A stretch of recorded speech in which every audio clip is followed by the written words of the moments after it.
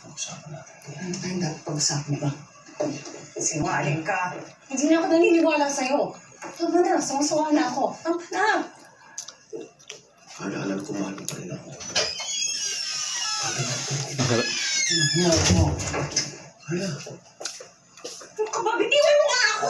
saan ka natin gising mo, Carla? Sinungaling ka! Ano ka ba? Bitiwan mo! Bitiwan mo siya!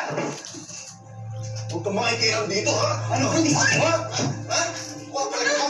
Sige, ha? Bakit na? Halika! Isama ko ng polis! Ikaw yung gugulo dito, eh!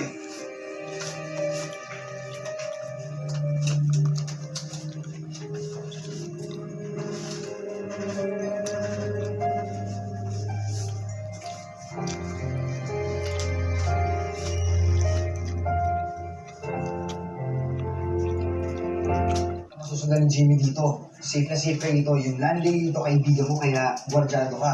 Yung bahay namin, yan lang. Kaya, anytime. Maraming salamat. Gusto ko lang naman maging ligtas. Marlon! Nay!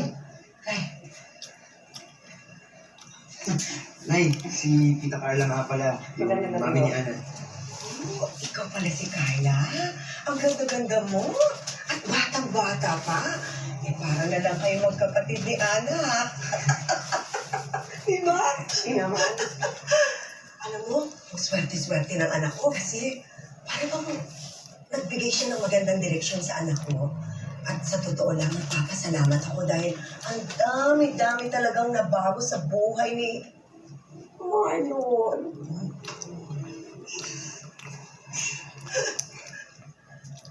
Na, hindi ako naniniwala sa long-distance relationship, okay? Eh, sana sinabi mo kay Marlon bago ka umalis. Inaasan mo lang yung tao. Eh ma, ngayon ko lang